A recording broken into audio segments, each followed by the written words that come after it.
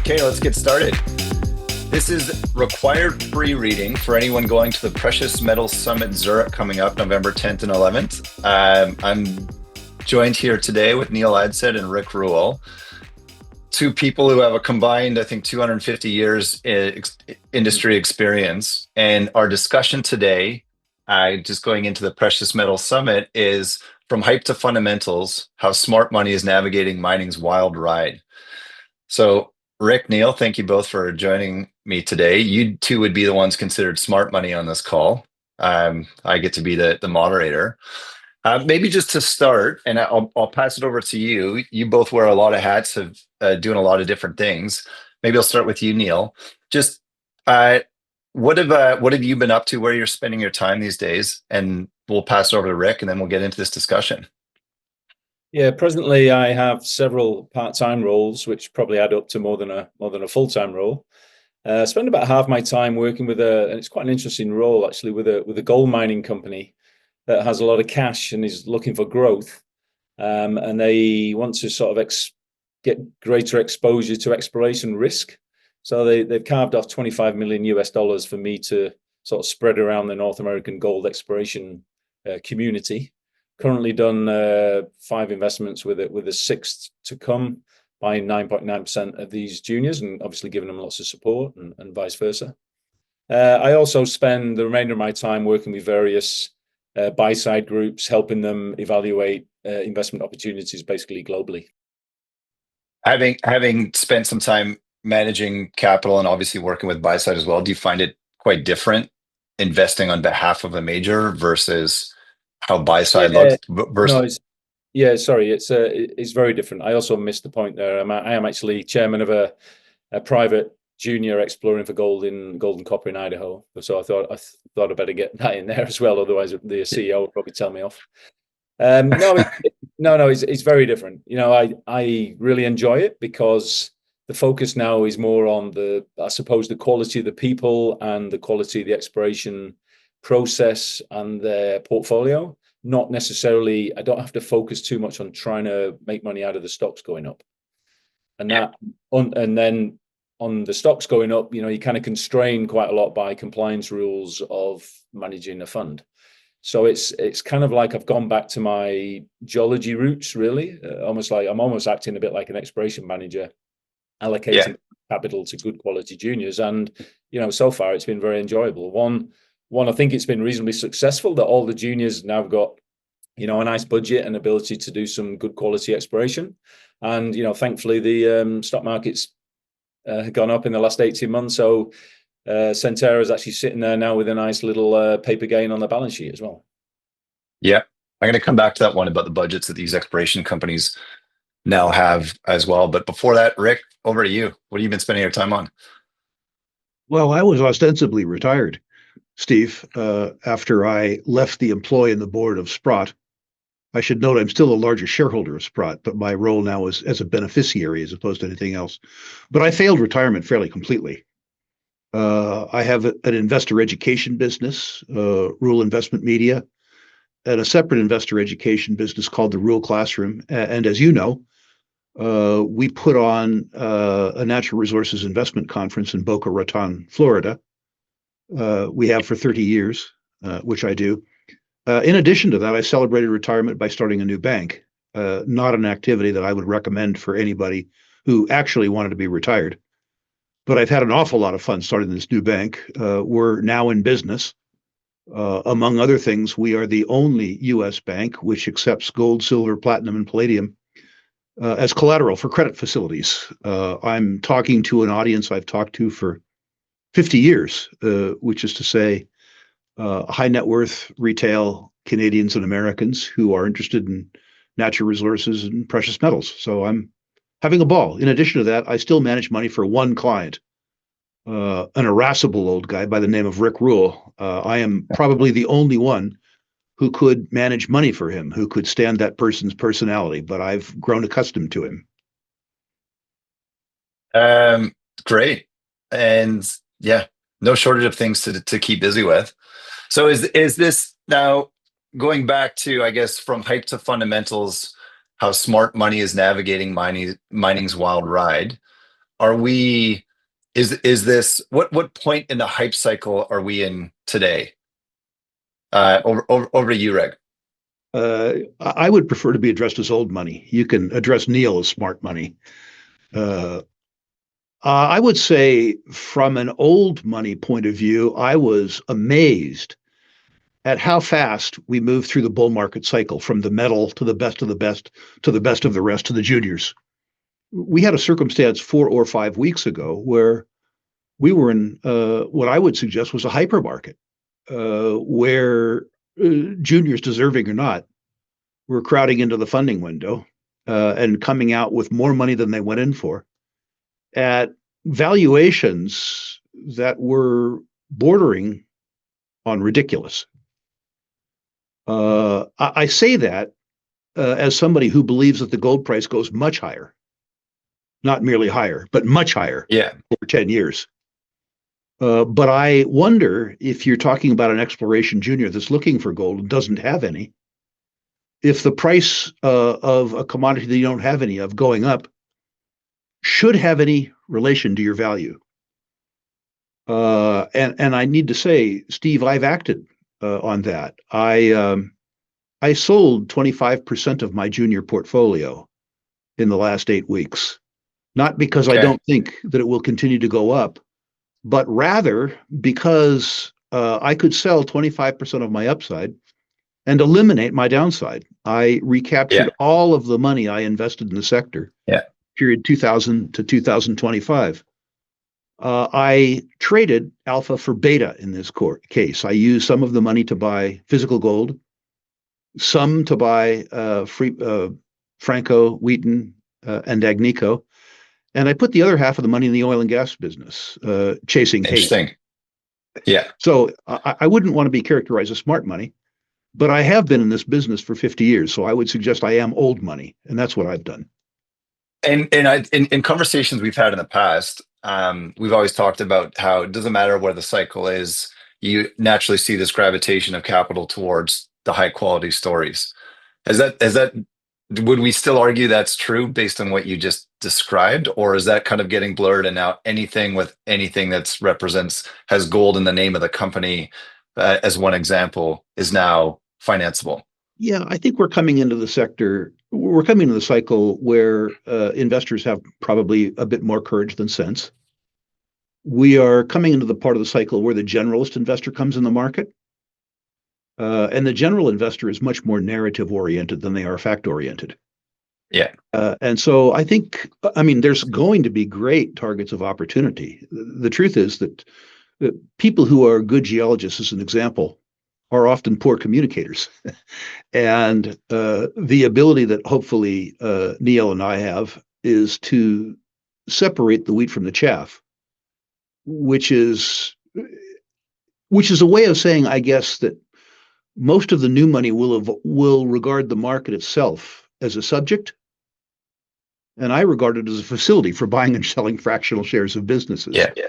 We're coming into the place where money will buy the market, and I think that will have its normal end, which is to say unhappy. But I believe that the underlying real fundamentals of the business will be driven by the increase in the nominal, which is to say US dollar quoted gold price, over the next 10 years. And I think that's going to be a hell of a tailwind. I don't disagree. I'm going to come back to the gold market, but Neil, over to you. Where are we in a hype cycle? Are we in kind of the first inning? Are we in the seventh inning of what we're seeing? What's your overall view on where we are in the cycle today? Well, I'd say just in the last couple of months, it did really go. We've seen a few share price charts go parabolic. I saw a chart last night that showed, I think it's mining companies. This is kind of an interesting way to think about it. Everyone thinks, everybody's buying, but another way to think about it is that mining companies are actually selling shares. And mining companies have not sold this many shares in the last 2 months than they have for the prior at least 10 years. So another way to think about that, and I know this is the way Rick would think about it, is that if the mining companies are shoveling out as many shares as the juniors and the mid-tiers, as many shares as they can out of the door, they clearly think that they're overvalued.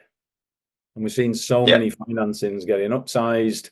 it feels like I'm back in sort of 2006, 2007 when I was working with a hedge fund out of San Francisco, and we'd get a call at 1:15 on a Thursday afternoon on the West Coast, and it'd be like, you've got 15 minutes to tell me, this is from a broker. Yeah. You've got 15 minutes to tell me whether you want some of this. And it feels a little bit like we're in that sort of market now. How long is that going to last? It'll definitely fizzle out, but it doesn't mean it's not going to have another run at some point. I don't see it has been a little bit silly in recent weeks. Some of the price moves have been crazy, and then even on the downside, gold dropping nearly $250 in a day. I can remember working on a gold mine in Papua New Guinea, and the gold price was $250. Yeah. So it's actually dropped $250 in one day. It's super volatile at the moment. So, my preference when the market's a little bit like this, I agree with Rick. You should be letting some go, but just take a little bit of a breather. Don't get wrapped up in FOMO. And if you keep trawling, you'll keep good opportunities will keep crossing your desk. And I bought something I'd say a couple of weeks ago at a nice price with good people. And if you're patient, you can still find good opportunities even in the hottest bull market. Yeah. So do you think it's indicative of companies thinking their shares are overvalued if they're selling shares, or is it? Correct. There must be a component of that they've just been starved for expiration dollars and kind of see an opportunity to put, say, a 2 or 3 year expiration budget, lock in capital for a 2 or 3 year expiration budget, whereas they haven't really had that window open to do that for arguably there's 6 months during COVID, but arguably 10 years. Yeah, no, it has been a long time, and there's definitely probably an element of that. But if you come into the market and you're raising 5 million and you've got a use of proceeds, and all of a sudden you're taking 20, that to me just suggests that you almost don't value keeping your shares as tight as you can. You're just thinking, I need that money. The money's there. I have to take it. And in a way, I can see why they take it, because it has been a bit of a for many, many years. So it's not like I'm criticizing the companies for taking the money. I'm maybe criticizing the buyers for giving them the money. And I'm not gonna be one of those sheep that's following these people rushing into feeling like I've got to shovel loads of money into the market when it feels pretty toppy. Yeah. And I think within that, there's also an element of, if you've been starved for capital for years and years, just the window opens, and it's not an industry that's had an excess of capital for quite a long time. You just have this kind of inherent behavior that you just take as much as you possibly can. What I found super interesting is, coming from mineral exploration and spending time in technology, is everything in private tech, everything around every financing is calculated on a dilution. Every discussion is around who owns what percent afterwards and so on. And in the public markets and mineral exploration, that's an afterthought. Unless you're a corporate investing in, that's different. But typically companies think about it from, what is the maximum share price I can achieve in the next financing, versus if I raise 5 versus 20, what is the impact of the dilution of that financing? I think everyone looks at it, if my share price is doubled, I should raise some money, simplistically. And I understand that fully, because I am inside the tent of a junior mining company. I'm chairman at that company, and you can ask the CEO. I'm regularly saying to him, have you got enough money? When you're raising money, maybe you should raise a little bit more money. Exactly. Just to be able to sleep at night. And this is partly what I'm doing with Centera, is that most of the companies Centera is investing in, and obviously I'm choosing them, some of them have already got $20 million in the bank. And you might say, well, why are you giving them money? It's like, well, I want to give them even more money. I want the CEO to be even more comfortable, to hire people to go out there and make a 2 or 3 year exploration plan, because that's sometimes quite often that's the amount of time and the amount of capital you need to actually have a proper go at finding something. So I'm trying to facilitate, I'm trying to increase the probability of making a discovery through capital, basically. And it's actually relatively easy. All I've got to do is write a check. I'm doing the real easy side of exploration. It's the CEO and his team in the bush that are doing the hard work, and I want to make it as easy as possible for them by giving them as much money as I possibly can.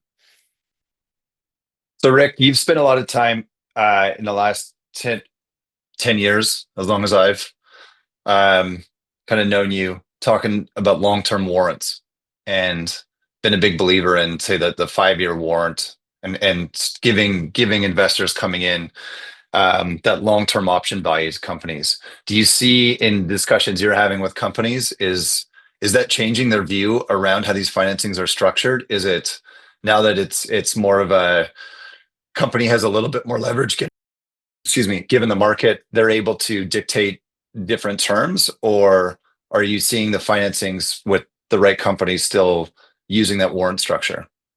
No, the financings that are getting done today favor the issuers, not the Yeah. check writers.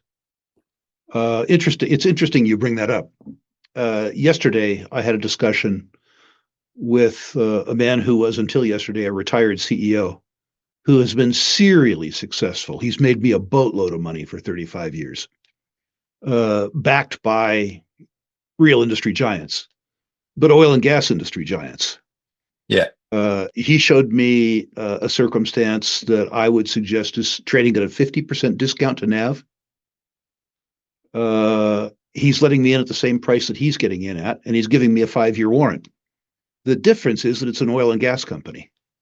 It's in a hated sector. Yeah. In the gold sector, which is loved, I'm seeing aggregations of butchers and bakers and candlestick makers, people whose only success has been in used car sales, coming with pre-money valuations of $30 or $40 million and liquidation values of $2 million that are getting deals done at no discount to market with no warrants. Now, as Neil says, I absolutely understand why the issuers are issuing. They know that my cash is worth more than their paper.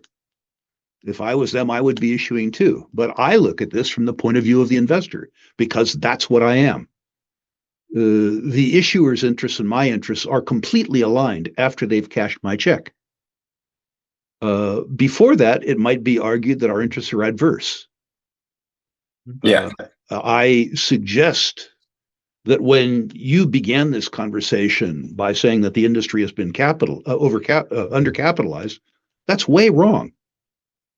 If you look at the amount of wealth the industry has generated relative to the amount of money that the industry has consumed, it has been for 40 years grossly overcapitalized. I would suggest that the advantage that investors have to go to something like the Precious Metals Summit is to be able to separate the wheat from the chaff. Yeah. The industry as a whole has generated between $1 billion and $5 billion worth of losses. When I say the industry, I mean the junior industry. And sorry, if I $5 billion worth of losses for a long time. And so the industry is perpetually overcapitalized. We have a circumstance now. I mean, the best companies could raise money 2 years ago, 3 years ago, 5 years ago. Neil can tell you, for the whole time that he and I worked together, I had an open checkbook, and that was through very bad markets. But the terms and conditions under which I wrote a check had to be at least semi-favorable to me, not just to them. Yeah. And that's and sorry, when just to double click on that one, overcapitalized from a place of, if you look at the amount of money that's spent on exploration and the output of the value of the minerals discovered, there's a massive disconnect. And sold, either through operations or through takeovers. If you look at cash in, cash out in the juniors for 40 years, the cash balance has been negative between $1 billion and $5 billion a year every year. Yeah. If you merge all 3,000 public companies that purport to be mining companies, you had one company called Junior Explorco. That company would lose somewhere between $1 billion and $5 billion a year. So what should I pay for this company, Steve? Should I pay 8 times losses, 10 times losses, 15 times losses in a bull market? That obscures sometimes the fact that 5% of the issuers generate so much wealth that they add luster and credibility to a sector that loses between $1 billion and $5 billion a year. But I really want to suggest to your listeners that probably only 15% of the listings are worth financing at any price. Yeah. It's a really interesting take. One stat I have not pulled yet is it's really interesting to watch the number of public listings as they take place. I'm assuming right now, what was fascinating in the last 10 years, it's gone up every month. You'd think that you get into this nuclear winter of a market, and that they would these companies would fold or they would move into other sectors or something else, the number of publicly listed mineral exploration companies increases month over month, nonstop. It'd be fascinating to see what's taking place right now. I'm assuming the number of these companies going public is private. I think you're probably right on that 15% or whatever that number is. That ratio isn't really going to change. There will always be a number of companies that are kind of riding trends versus creating true value. I think it'd be fascinating to look at the end of this year and see, even though we've seen a lot more exploration money come into the sector, what the actual returns of that are. And then the flip side of that is, are we just talking about share price returns or actual returns? No, I meant actual returns. Actual returns. Like probe companies that are sold, or like companies like Lundin Gold or G Mining, people that go into production and actually generate cash. Yeah. So probe's a good one. Probe. So this recording is going to be about a week before it actually goes live. So we're sitting here, and this morning Probe was announced. Probe, a mineral exploration company in Quebec, primarily focused in Quebec, run by Dave Palmer, who's had a lot of success in the industry. I've known for years, and incredible, just human as well as explorer, but is being bought by Fresnillo. And Fresnillo, as far as I know, and Neil, maybe I'll pass it over to you for some commentary on this, has no North American, Canadian exposure whatsoever.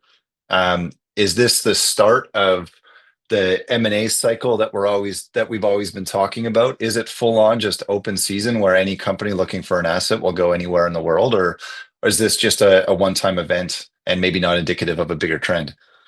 There is a cycle in a bull market of mergers and acquisitions, and we saw in the last time, let's go back to say 2010, 2011, in the last big peak there, and it kind of peaked with, let's say, Barrick's purchase of Equinox, and Redback getting bought by Kinross for $7-8 billion each.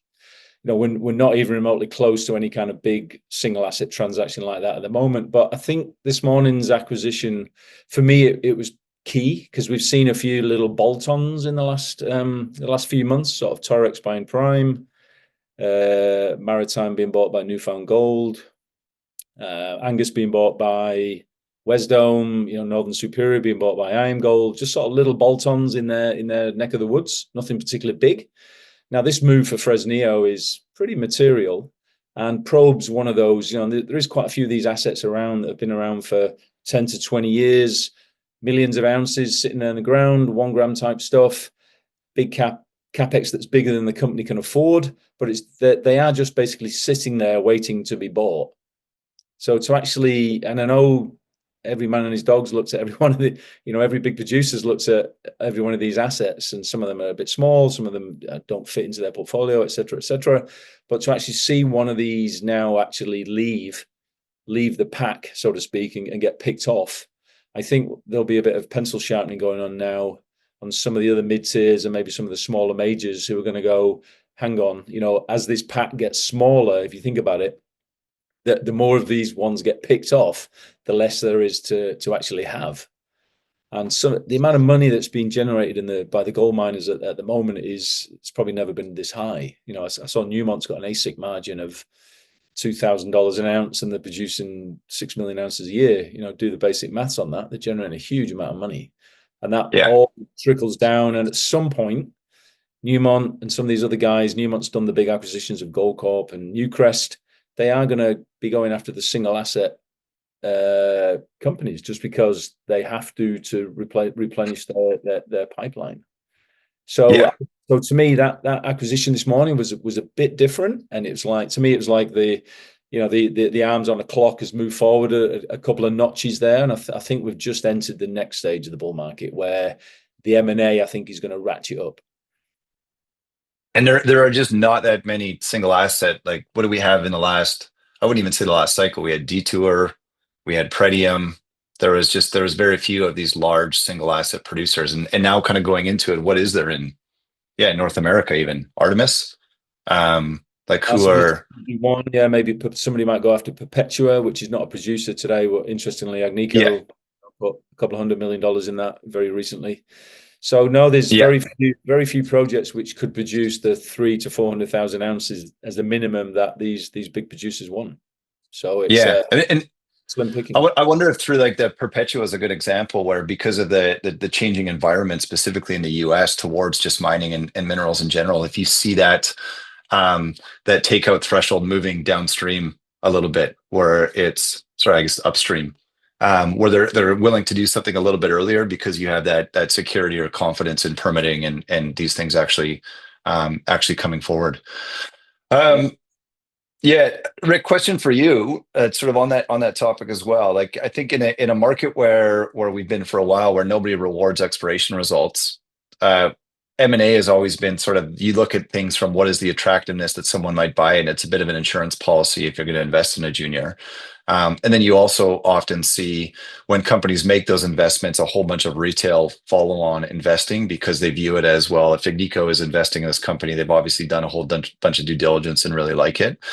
Do you think that the overall retail mindset, I guess, both in how you manage your own portfolio for a person of one, but just retail in general, is shifting to a place of more, I would say, almost conservative, where you want at least the M&A potential of an investment, something that's more exploration focused, where the next drill hole could double or triple the share price, or something that's more just thematic in that if it's gold related, I'm just going to invest in it, don't even care right now because I just want to kind of get on the bandwagon.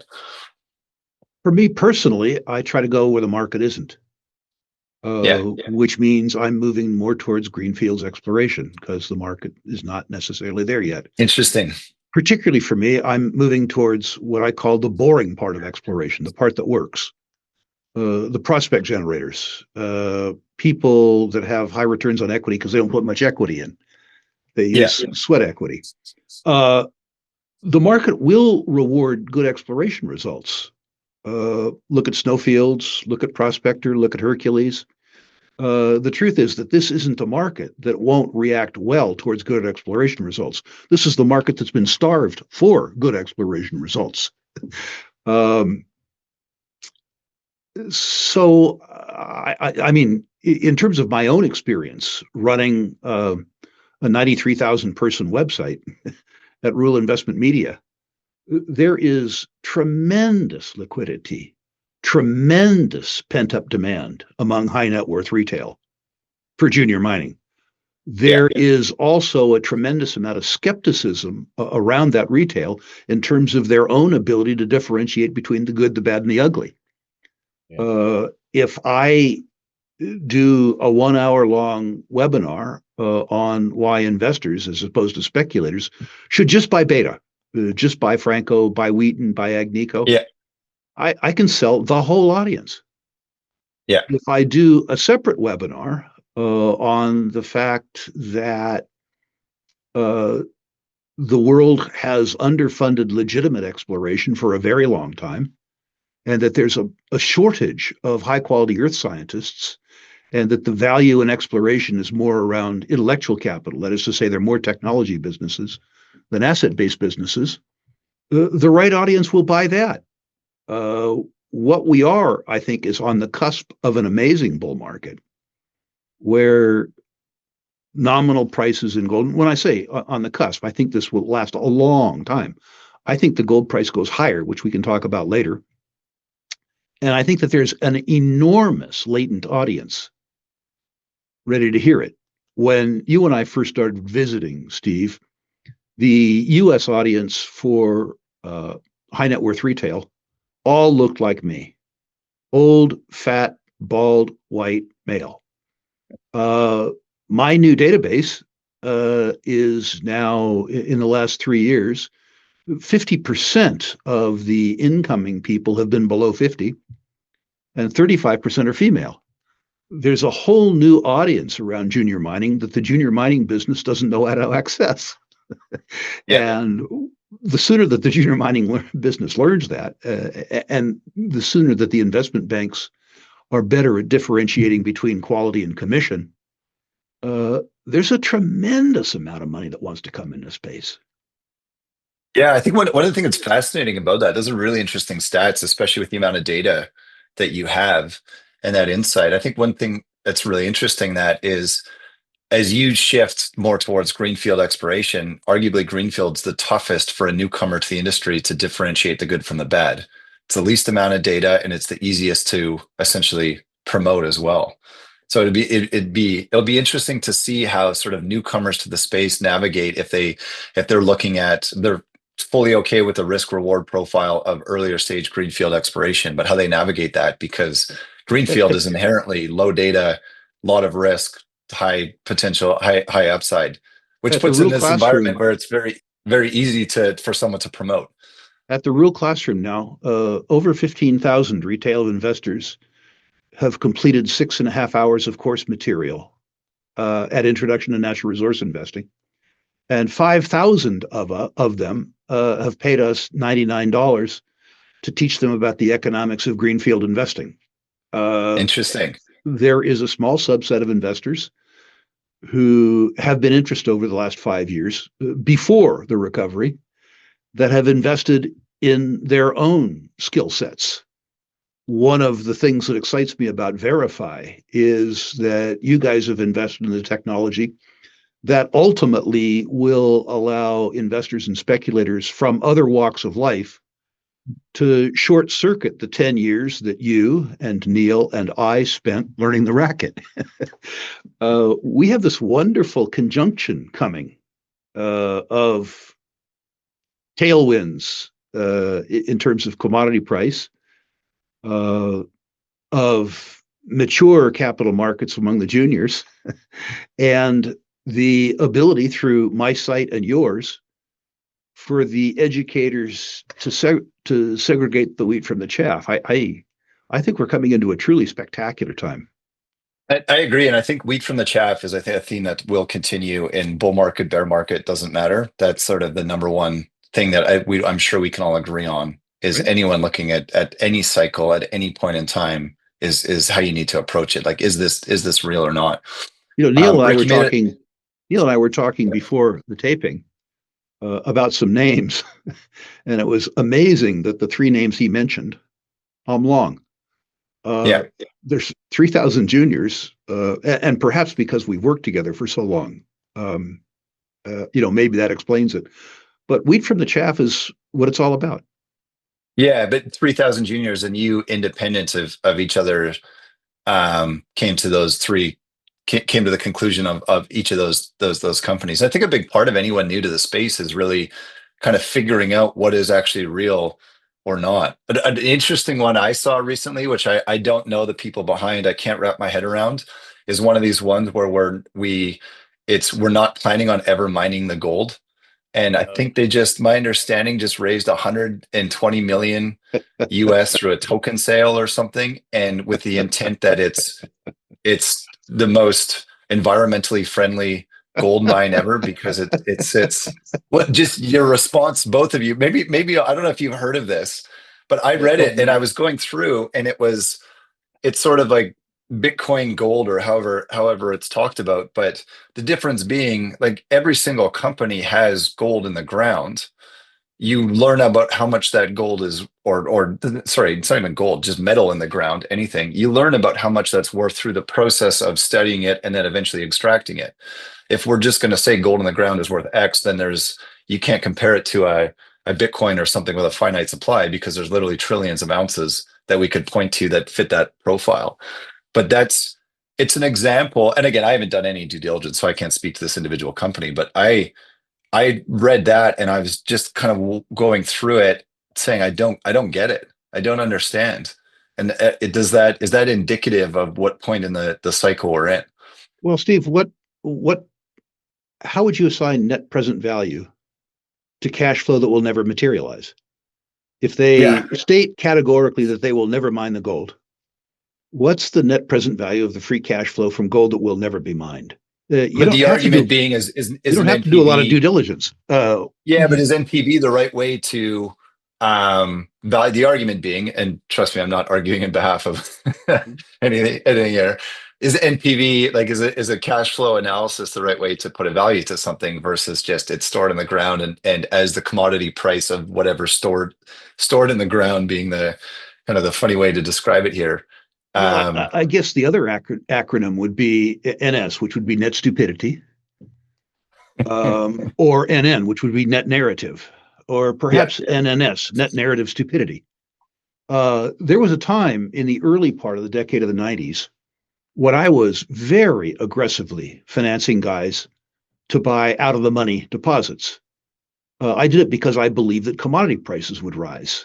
We formed Lumina Copper at that point in time. We formed Pan American Silver, Silver Standard, Vista Gold, a whole range, Seabridge, a whole range of companies where the deposits didn't make economic sense at that commodity price, but where we could buy deposits that the industry had spent $100 million delineating, and we could buy them for $2 or $3 million. The idea was not to mine them until they became economic. And then really, in my mind, not to mine them at all, but rather to sell them. Entrepreneurs, of course, had different ideas. But the idea, and I understand perfectly why you would raise money with the promise never to mine it. Not mining is a lot simpler than mining. If somebody's willing to give you $120 million in return for your promise not to do anything for them, I get why you would take the money. I just don't understand why you would give the money. It's fascinating, and I think, and Neil, maybe over to you on this one. That going along that theme of separating wheat from the chaff. Like, if somebody's listening to this conversation and say, that's great that Rick and Neil can come to the same conclusion, but how does the average person kind of end up when there are 3,000 juniors screaming at you that they're the best thing since sliced bread? Like, how does somebody go through that process who is new to the sector? Because, like, it's obviously, we see the world differently. We've been here long enough. We all have the gray hair literally to prove it. We see things differently. Like, when we're sitting across the table, if someone's pitching a story, you're interpreting and digesting that information very differently than someone is thinking, you know what, I think it's time I move a portion of my portfolio into something that's more commodity exposed. Yeah, if you're new to the sector and you don't know anyone, you don't know who these people are who are giving you these amazing pitches, and the ability to sell through social media mediums, let's call them social media, through different platforms, through conferences, that whole thing has exploded in the last 20 years. So, myself, going back to when I was a newbie analyst, I was a geologist for 10 years, then I became an analyst in 2004, 37 years old, thinking I was probably okay at geology, but I didn't know anybody on Howe Street, didn't know anyone on Bay Street, and I was like a lamb to the slaughter, unfortunately. I invested in some groups, and I look back now and I'm embarrassed by it. This is stuff I did. And you were a geologist, so it's not like you weren't even as... Yeah. Now I've slowly learned over time. Obviously, the geology is important, but the people are very, very important. And something that's very important to me, that's grown on me in recent years, is I want to understand the business plan. And by that, I mean, I want to understand what these people are going to do. If I give them money, what are they going to do with it? And Rick's for years has had his unanswered question line about how he deals with that as well. But for me, it's like, okay, if you got $5 million, what are you going to do with it? How are you going to turn $5 million into $50 million of market cap? That's the kind of unanswered question, to use Rick's phrase, that I would now focus on. So it's almost like I invest in the business plan. When you go into a meeting and the pitch is about sort of the fundamentals, say it's a copper exploration co or a gold exploration co, and the pitch is focused around kind of how much copper is in a Tesla or why the gold price is going up. that turns me off immediately. Like, I know, which is fascinating, because I would argue, I think 50% of pitch decks probably have those sort of. I would say 90% of lower quality company pitch decks start like that. Yeah. To me, it's almost an orange flag that they start with. In the first 10 slides, there's 6 slides on selling the commodity to me. If you're selling copper to me, I'll go buy some copper futures. I'll go and invest in copper. I'm investing in you and your business plan. If your business plan is like just to buy copper on the copper exchange or whatever, fine.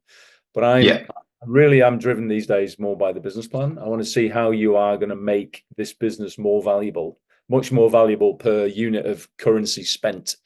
And how's that going to work for me as an investor? The share price, I have to see how they're going to make the share price go up. That's how we Yeah, work. the reality is, if you're taking a meeting or doing due diligence on, say, a copper company, you're already at the point where you're only doing it because you fundamentally have a Yeah. positive view on copper. I'm here for the outsized return that come with copper discovery. The insurance policy being it's copper, something I believe in, and there's hopefully a tailwind to that as well.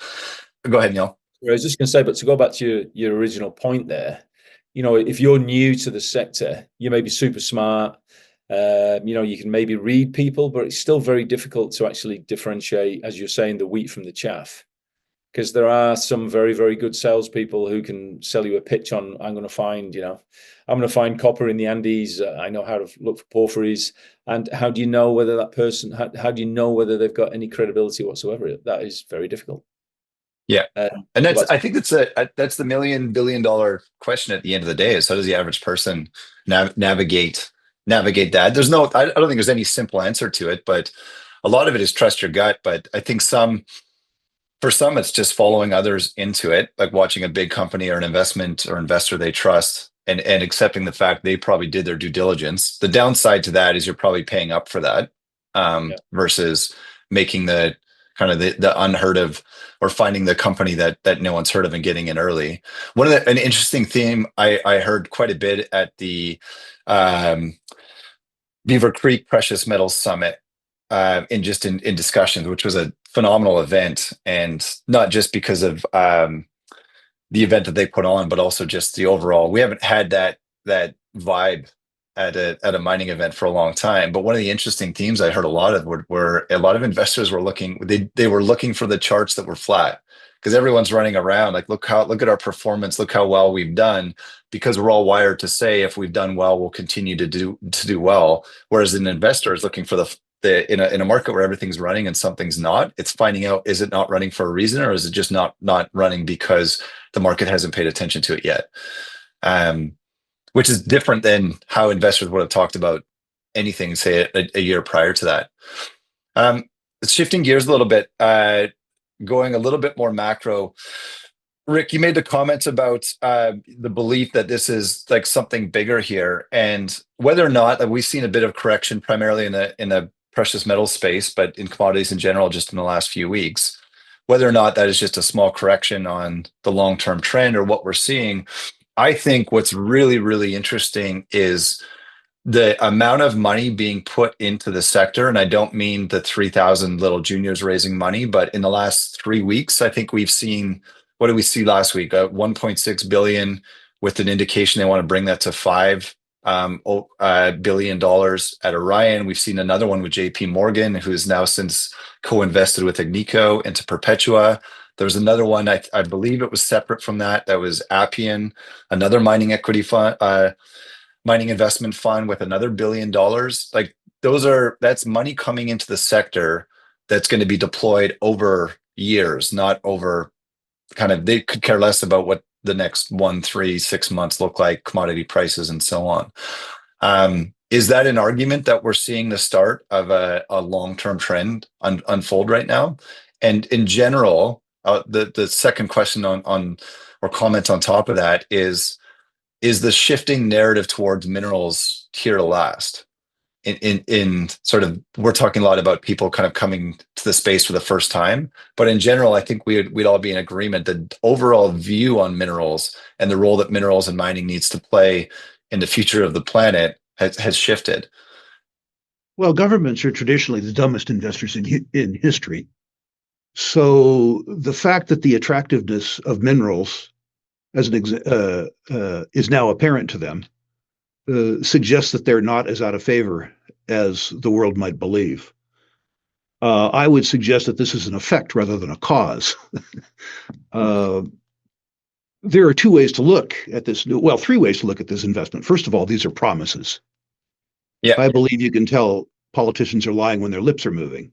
So whether or not they intend to follow through in these investments is something that will play out over time.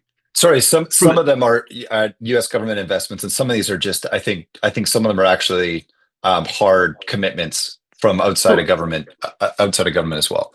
Correct. And a commitment by, say, Orion is something that you need to look at differently. They've been in the industry for a very long time. They have good access to capital because they've made their investors money. But the overall trend with regards to government participation, I mean, I need to say, first of all, I'm delighted that the governments are coming to understand the importance of raw materials in the overall economy. I think that's great. From a taxpayer's point of view, the idea that Trump or Carney are going to be investment managers for me rather than Adshead is a travesty. These guys are proven failures. From the industry point of view, where anything that lowers your cost of capital in a capital-intensive business is good. So I'm sort of two minds. From a policy standpoint, to the extent that they would debottleneck the regulatory process, or heaven forbid, make an investment-centric tax code rather than a consumption-centric tax code, that would be good.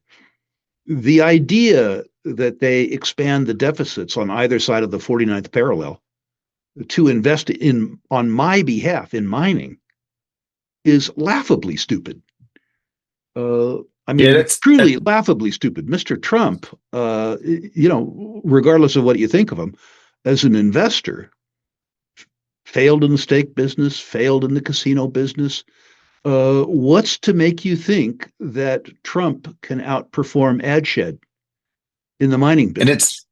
And it's a really good point in that sort of the value unlock really comes from the policy side, where if it's done right, you'll see tens of billions of dollars. And it really comes down to then we don't actually need the money, right? Because the money you create an environment where that money will just naturally flow in. It's the policy side. Or change the tax code. Yeah. But again, policy. If the two of us built a mill in socialist Sweden, the tilt-up concrete building that we built, we would expense. We'd write it off against our taxes in the first year. In the United States, we amortize that over 33 years. Capital formation is easier in socialist Sweden because of the depreciation policies than in allegedly free market US. If they really want to do something for the industry, they should allow the industry to keep some of what it makes. So Neil, over to you. Same topic. What are your overall thoughts on the changing political environment, both from a source of capital as well as the shifting kind of policy and the narrative around mining in general? Yeah, I don't think the source of capital is that important, really. Newmont put for example, their quarterly out. So they've had 3 quarters this year. They've essentially repaid $5 billion of debt, and they're sending $6 billion back to shareholders before the end of the year. That's US dollars. That's $11 billion from one gold mining company. Now we're talking about Appian and Orion and these deals. They're $1 to $2 billion. The kind of chump change, really. The mining industry is generating a crazy amount of money itself during a time like this. So it's kind of interesting that I could even argue there's even more money going out of the mining industry right now, in a way, because these mining companies are actually giving it back to shareholders. And we don't know if that money is coming back in or if it's being deployed elsewhere. Probably coming back in. Some of it, perversely, if you did the maths, the tax you're paying on the dividends that you send into the shareholders, maybe just the money that the government's shoveling back into the mining business anyway, if you know what I mean. Great point. You'd have to actually do the maths there on that. It'd be quite an interesting exercise. Sorry. And Neil, your comment, sorry, just on source of capital, you mean that it actually doesn't matter because there's going to be no shortage? Like lack of capital is not the problem? No, I don't think so. No, I mean, even inside the business itself now, they're generating so much cash. And an interesting going off on a little tangent here, sort of a study I did actually using the data from H1 from the top 10 gold mining companies of the world. They're basically giving 8 times as much money back to shareholders through dividends and buybacks than what they are spending on exploration. Yeah. It's kind of interesting when you think about that. It's like they're generating so much cash right now. And even in Q3 and into October, it's been even crazier. Newmont's got this $2,000 margin at the moment. They're making so much money. It's just bonkers, absolutely crazy. So there really is no shortage of money. That money, there will be some trickle down effect there. There will be picking off some of these developers. And to me, seeing that probe news this morning was a bit of here we go. And it's like Fresnillo came out of left field, but all the other mid-tiers with lots of cash right now there'll be some questions being asked in the boardrooms today as to what are you guys doing? What are the development teams doing here? And sorry, the other part of your question there was about policy. It is good to see Canada and the United States. Unfortunately, it required sort of, Trump and tariffs to make the Canadians sit up and realize that their own mining business and minerals production is actually quite important and useful for the country.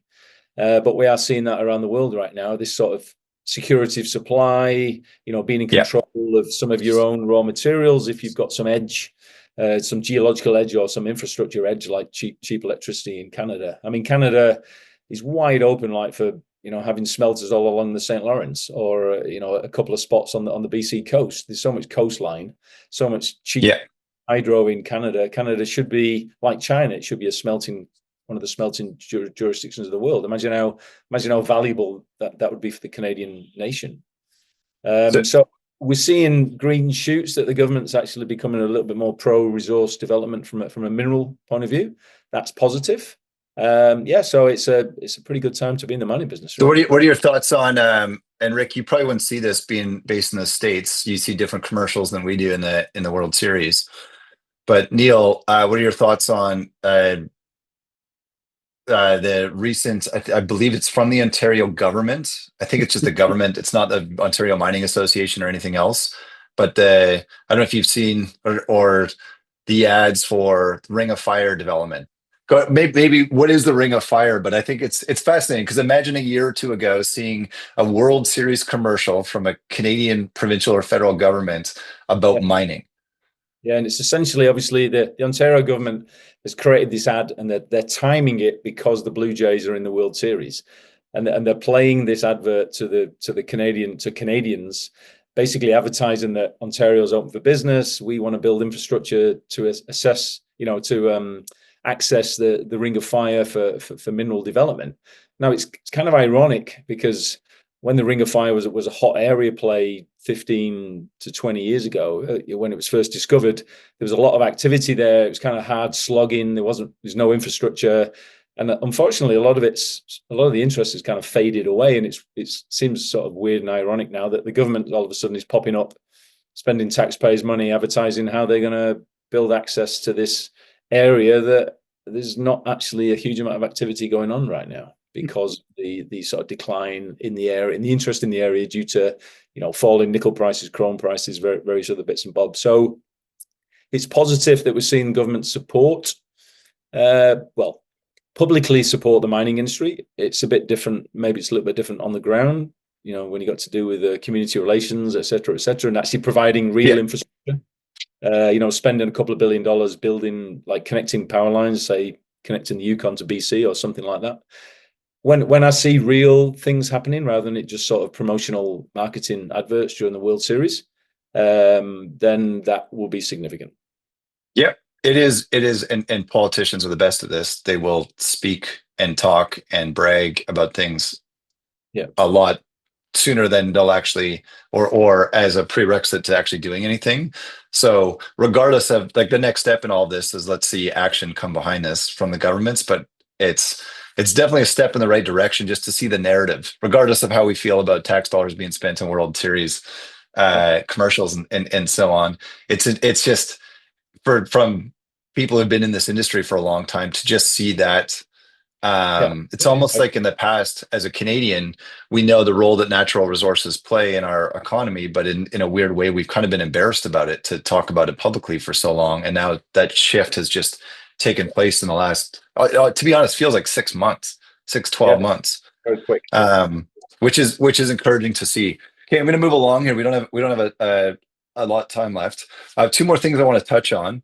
Efficiency and exploration. You guys have kind of both actually brought this up independently. Rick, from a place of the industry and 3,000 companies spend all this money on exploration. And if you actually put that all together and look at the value that's been delivered, it's probably not the most efficient exercise. And Neil, through a separate point, in that if you're a big mining company and you have a whole bunch of money, you're not reinvesting it back into exploration. I'm assuming part of that logic is because you look at the efficiency of your own exploration versus being able to just buy juniors, because you actually don't care how inefficient they are as long as there's enough of them exploring. Someone will float to the top with a project you can buy. Do you see, and Rick, maybe I'll start with you. Do you see that ever changing, or when there's more money at the table and you now juniors, if there's excess capital, you lack that sort of function of necessity where you're forced to become more efficient with your exploration dollars because there's a limited amount of exploration dollars. Do you see that changing? Do you think companies are going to get better at exploring, or do you think it just doesn't really matter anymore because there's excess money and they could just drill more holes and eventually find something? And I've had this exact discussion with Amar Al-Jundi, CEO of Agnico Eagle, for the last 2 years at my conference in Boca Raton. And what he said is that although waste is rife in the juniors as a whole have a combined cost of capital of sub-zero. And he has a cost of capital. When he takes $100 million to explore for it, he takes it out of dividends or buybacks, but he has a cost of capital, and he argues that the junior's cost of capital is sub-zero. It's very difficult for him to compete with sub-zero. Because if the $100 million in value he's looking for, he doesn't care if it took juniors spending $3 billion to get there. Correct. Is that Correct. That's what you mean? Yeah. And he said that it isn't incumbent on him to spend money with dumb juniors, that his job is to do what Neil's doing and allocate Centerra's money, not through the length and breadth of the junior market, but rather through that handful of explorers who are attempting to do something valuable and, by the way, have the expertise to determine whether what they're doing is valuable or not. That doesn't suggest that the majors won't explore. It does suggest that for the majors who have had a real cost of capital for 15 years, that the returns that they've enjoyed to exploration haven't been particularly high, and they do have the ability to pay up for successful efforts. They aren't participating in the junior market as a market. Rather, they are cherry picking and paying a very full price for those few exploration efforts that come out of this very, very, very messy junior market. What I think you will see the industry do is what Neil is doing, which is to say, rather than merely acquire successful efforts, that they will begin to back teams that they no longer have in-house. In other words, they will back high-quality processes. I know when I, years ago, was visiting a lot with Newmont, introducing Newmont to prospect generators, the point Newmont made to me is if they were moving into a market that they considered to be desirable, it would cost them $1.5 million in G&A to establish in that market before they did anything. And if they took a toehold in the junior that had already spent that $1.5 million, to them, that first $1.5 million is free. And I think you're going to see a lot more of that. Don Lindsay told me once, he said, the joke is when the board tells me to increase exploration spend, I'll call down to my exploration department and I'll be told by my CFO that I laid them all off. In other words, there isn't in the majors the degree of exploration capability that once existed. And I think increasingly part of their job is going to be to manage joint venture relationships with deserving juniors, not just buy them after they've made a discovery and completed a feasibility study. I think you're going to see more of the majors do what Neil is doing for Centerra. And there's an interesting virtuous cycle that might come from all this too, where you see the major invest in the junior, that a lot of retail look at that as retail, not even retail, just institutional money as well. Look at that as they obviously trust this team to spend this money wisely. Let's also invest in that. And what happens in that instance is that the access to capital that junior is now able to achieve is much higher as well, which gives them more dollars to be able to explore more to the benefit of the major that made the initial investment as well. And I think I agree with you. I think like Agnico is a perfect example, so disciplined with capital. And it's, as much as we might think more money in our pockets means more money for exploration. It's not quite that simple because you just have to look at the efficiency of exploration as a whole. Maybe Neil, I'll get your comments on this. Yeah, majors should do exploration, but I believe they should only do it within the economic radius of existing mines Yeah. or development projects. So I'm currently in Montreal, and I sat through an exploration session yesterday where Agnico was presenting various aspects of their business to the public. And after picking up Detour Lake, they've drilled 1 million meters in essentially less than 5 years and added probably at least 10 million ounces. Now, obviously, that is excellent, fantastic exploration. That's the kind of stuff Agnico's good at. But the majors, to me, and I'm talking here maybe about some of the bigger majors, they have exploration teams. The problem is, and I did work inside a major for 10 years, they're also, unfortunately, very bureaucratic. You spend a lot of time filling in forms and budgeting and doing HR and all this other stuff. And at the end of the day, and I'm experiencing this now with some of the investments I've done. And again, as I said, I'm in Montreal. I've spent half a day with 2 different juniors here, went through their whole exploration process, met the team, and I just come away. It's almost like a breath of fresh air. I was like super motivated going, these guys are actually, the chance of finding something is always quite small. But if anyone's going to find it, these guys have got the high probability of actually doing it in a prospective part of the world. But they're nimble. They run on the smell of an oily rag. You go in the office, there's rocks everywhere, there's maps everywhere, there's hammers everywhere. They're all dirty and bearded, and they love going in the bush. They're super passionate. It's a scruffy, kind of a scruffy office. It's fantastic. It's exactly what you want. Whereas if you go in the BHP office, or you go in the, I'm not picking on BHP, or you go in Newmont's office, it's probably like a super fancy. It's probably all nice and clean. Everyone's getting overpaid. And the problem I have is guys working at majors, and this massive generalization, they're pretty well paid, but they're not incentivized to take a risk. Exploration is the risk business. I'm investing in these juniors. I want exposure to. I tell them, I said, the more exploration risk you give me, the better. I want that risk. I seek that risk. Risk equals reward. Now, I understand the odds of you being successful are low, but I'm prepared to take that bet that I think you're increasing my probability of being exposed to a discovery.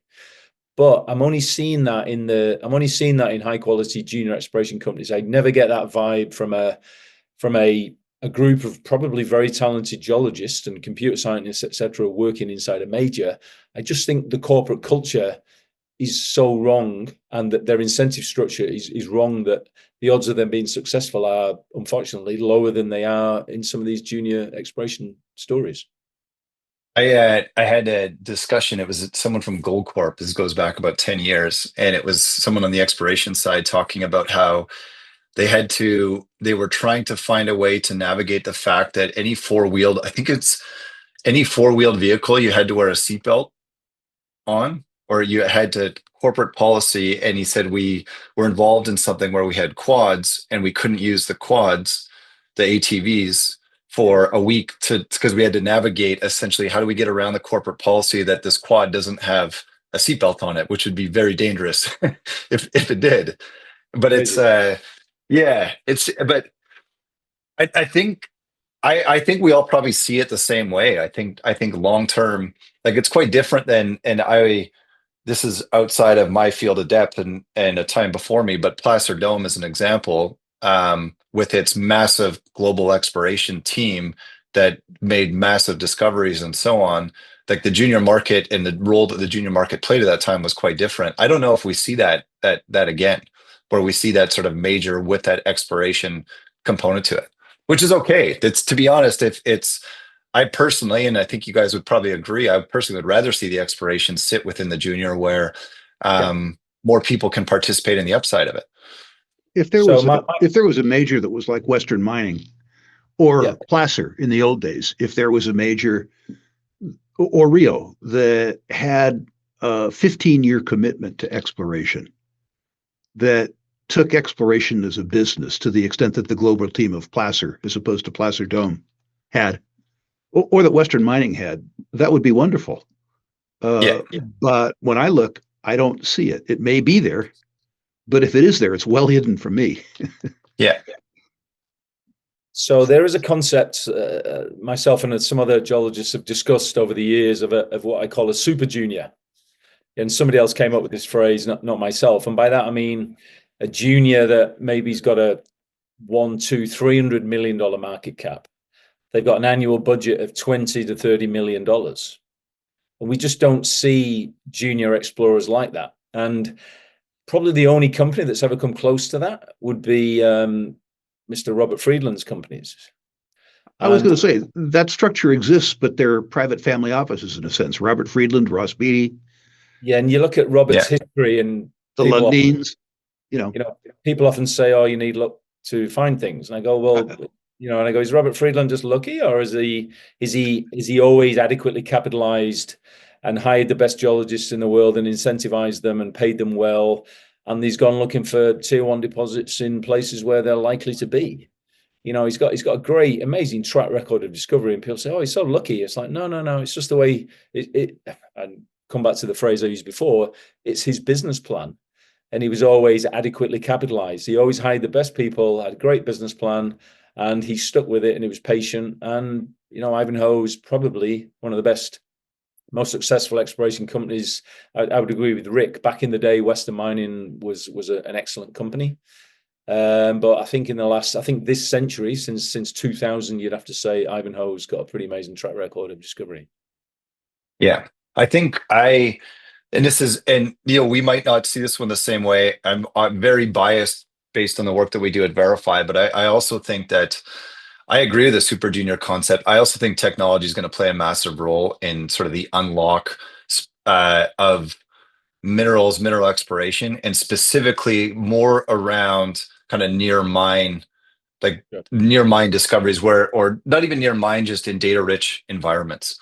And whether or not it's AI, machine learning, or just some big data, just insight from looking through data in a way that's never been realized before, I think that's going to play a big role in where we're going with exploration as a whole.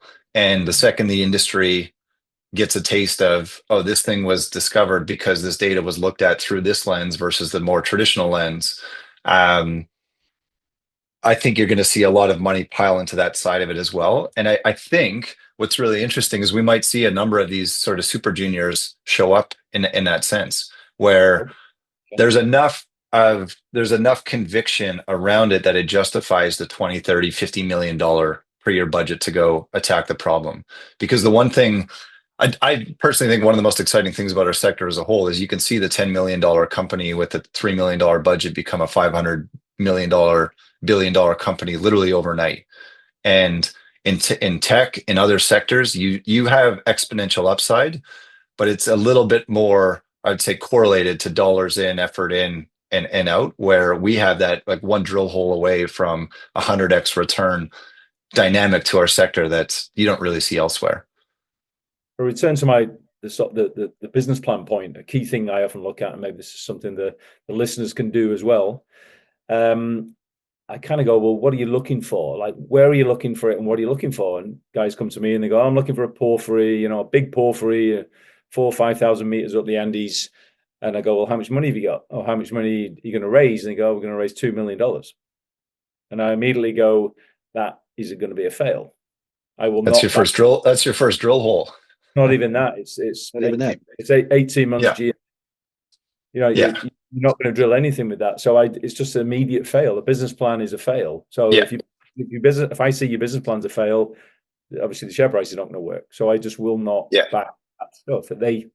My business plans I see, they have to be adequately capitalized. That's why if some group came along and said, right, we've got a $200 million market cap, we're raising $100 million, we're chasing superstar geos, we're chasing porphyries in the Andes we're going to commit to 6 years of field work, collect all the data, I would probably invest in that, because I think the probability is far higher than trying to back a $10 million junior with a $2 million budget, that just happens to have some smudge of copper on the hillside in Bolivia or something like that. It's just, you do need money in the business. You need money and time. And I kind of want to see guys with big budgets. That's going back to the point I made before. I want the juniors I'm investing to already have a lot of money. I want to give you even more money. I Yeah. want you to think bigger. You've got to think big in this. You've got to think that's how you can Well, make. I agree, and sort of been in a capital starved industry for long enough, and it's hard to think big. And I find it fascinating. Again, being on I'm like Verify is a private technology company. We have very different investors that we have discussions with around what we do versus a public mineral exploration investor. But the one thing I've learned through the process is, and technology has been completely like there's unlimited capital for it for the last 15 years. They just think really big.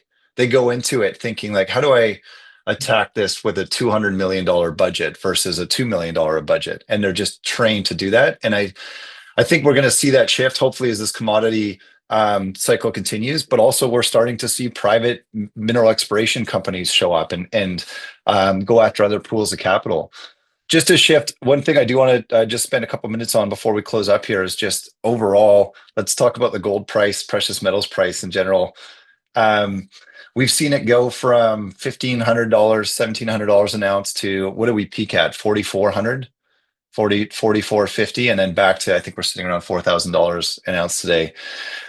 I think all of us in the sector, I would not call myself a gold bug. But all of us have always believed we do this because we think over time commodity prices are going to generally increase over time.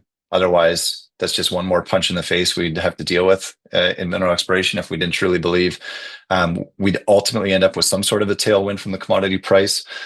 Is what we're seeing now, both in this parabolic rise, but I'd say also in the recent correction, is it real? Is it how we always expected things to unfold?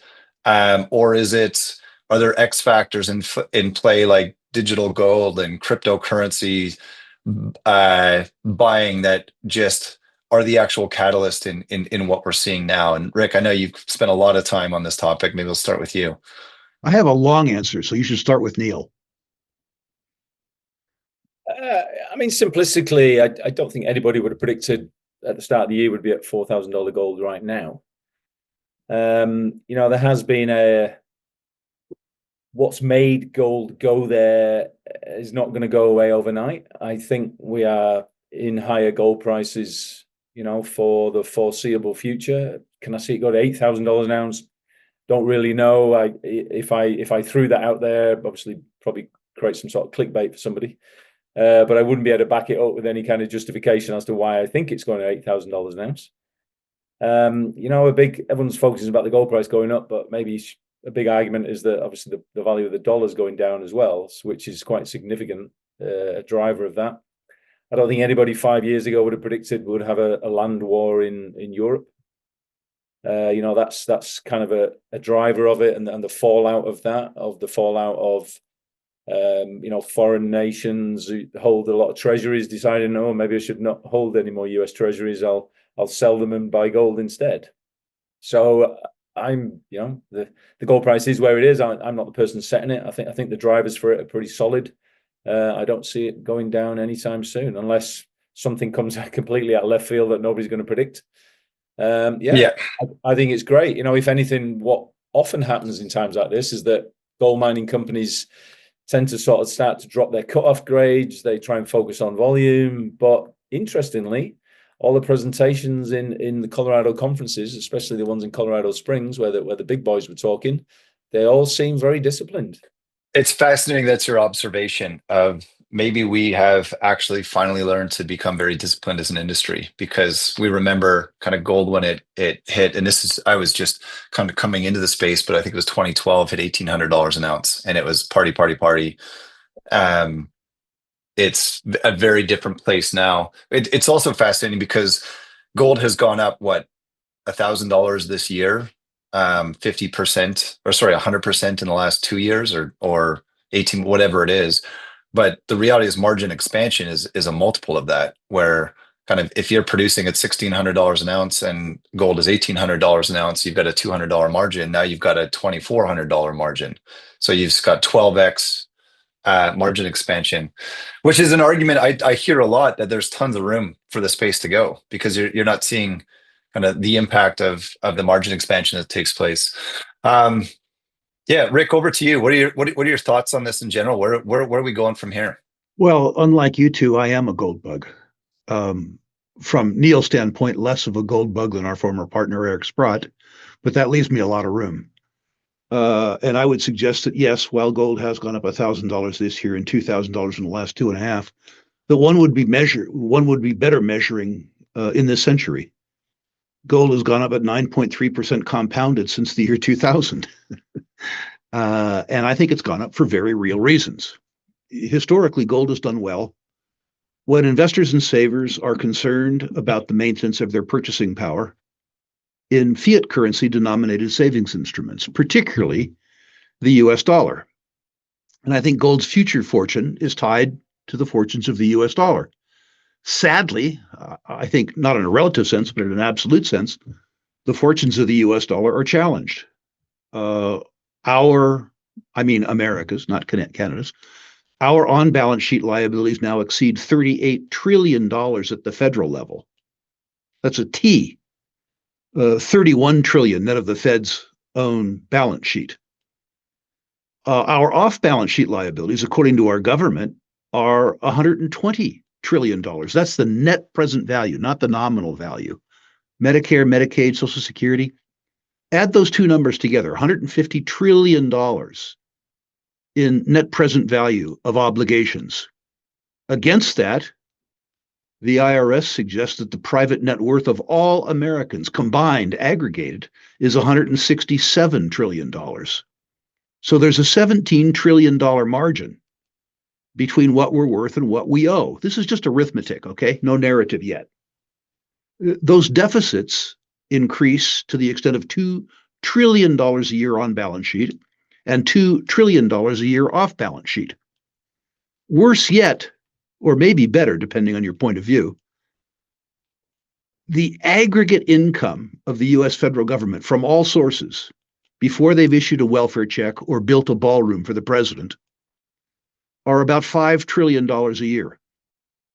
So our on and off balance sheet deficits increase by $4 trillion a year against gross federal income of $5 trillion a year. The math don't math. Now, the United States has two choices from my point of view. We could be honest the way the Argentines have and default.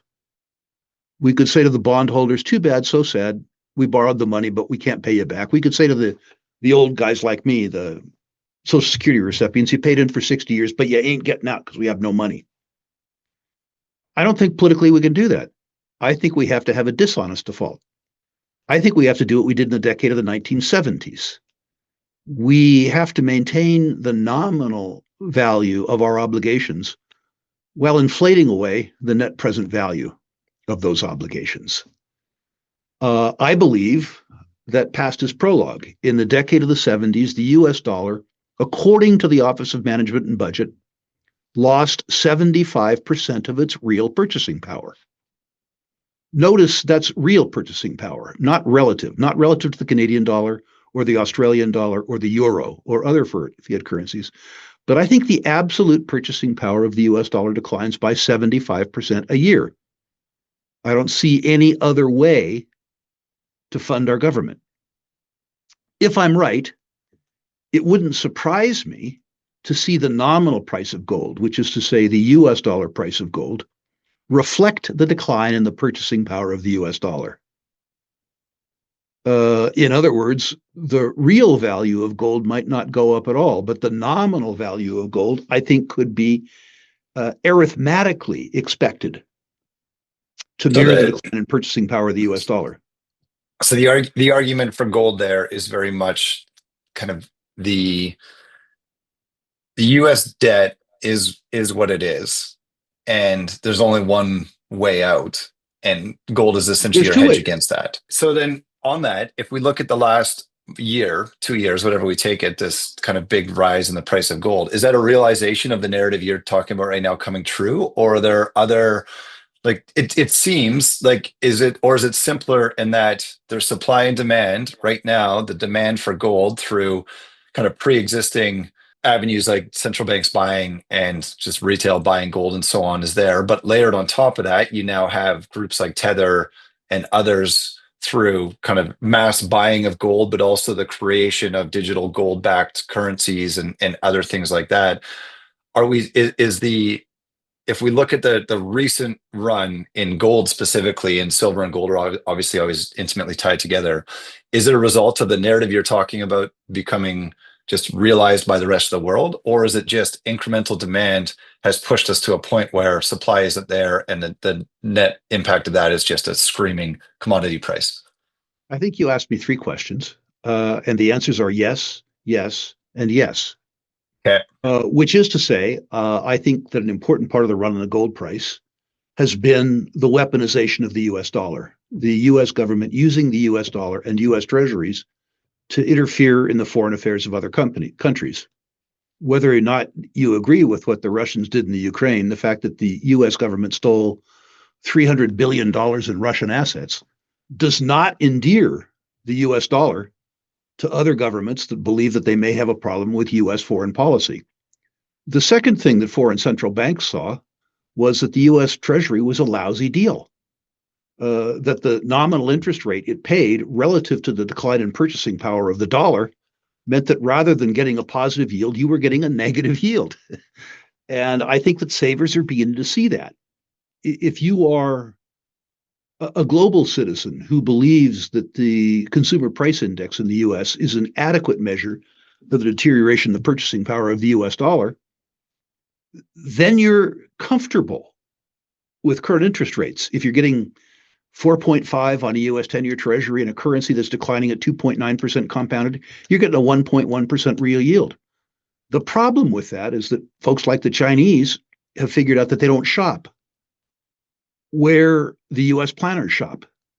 People who look at the purchasing power of the US dollar differently see an annual decline in the purchasing power of US dollar savings at 8% compounded. Now, that is very different math. If you're getting paid 4.5% in a purchasing power, in a currency where your purchasing power is declining at 8% compounded, if you give the US government $100,000, 10 years later, they give you back $60,000 in purchasing power. Yeah. And I think that is really what the gold price is all about. I think that the attraction of the gold price, of gold to the Tether community, isn't merely that Tether is perhaps technologically a much more efficient mechanism of exchange, but that the asset class itself is attractive. The technology that you see from Tether and the ultimate tokenization and coins in gold will be all around, I think, making gold at once a medium of exchange and a store of value. Again, it isn't a medium of exchange because the transactions are too sticky. They're too expensive. But if you tokenize it, if you have gold tokens, if you have gold coins where you can go into Starbucks and buy a cup of coffee for a fraction of your gold holdings, and Starbucks can aggregate those fractions and submit them to the Royal Canadian Mint for 100 grams of gold, then you've done something very different. I think that's it was a very simplistic way to look at it, but something that resonated with me just in a discussion I had recently was Tether as one example, but there are others. I believe the World Gold Forum has a gold-backed digital currency as well, but has done two things. First, kind of just open this up to their community, which represents trillions of dollars in sort of the crypto community, Bitcoin holders and other things like that, just by giving exposure to it. Not only the buying that they're doing, but also showing kind of a crypto community that this is a potential asset class.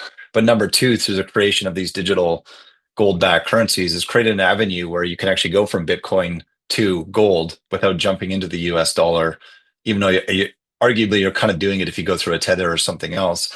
And that in itself this is the most compelling, again, this is from a non-gold bug, the most compelling argument I've heard is crypto bros are not buying gold at $3,800 an ounce because they think it's going to $3,900. They're buying it because they love kind of the idea of exponential returns, and like, are these things going to $5,000, $10,000, $20,000 an ounce, which is an argument completely detached from any of US debt and anything else, and just could be a really interesting short-term narrative that unfolds within this space as well. As an old man, And as one who's disconnected to popular culture, I didn't know who was playing in the World Series. The narrative around the crypto bros is absolutely of no use to me. I don't, well, I've always been a lender, and narrative is lousy collateral. So for me, the fact that the arithmetic around the competing obligations is so lousy makes me feel good about gold. But certainly to the extent that other people have different investment motivations, the fact that you eliminate the transaction costs in gold, you eliminate the buy-sell spreads, you eliminate the need to pay for storage and insurance, all certainly inures to the benefit of gold. Yeah, exactly. And whether it's the long-term narrative or it just represents a pool of capital that's trillions of dollars that's never touched gold before, like to be determined. Neil, I know you got to jump to another call here. Appreciate both of you taking the time. Fascinating discussion. Really appreciate both of your insight into all of this. In summary, exploration is inefficient, and the market's going to always continue to find ways to capitalize on that inefficiency, and I think it does it in a way that benefits the average investor, because it creates opportunities in junior exploration, in junior exploration co's as a whole. And fundamentally, every investor needs to find a way to separate the wheat from the chaff, and that is a theme that's bear or bull, doesn't actually matter. I guess the argument would be in a hype cycle like we're in right now, in the market that we're in right now, kind of the downside is probably quite a bit higher if you're unable to do so. But the argument goes the other way too. Guys, really appreciate your time. Look forward to seeing you. I don't know when we're going to cross paths next at some conference in the near future, but I look forward to maybe we revisit this conversation 6-12 months from now and see how much of what we discussed is actually valid and in the context of where the market is then. Look forward to it.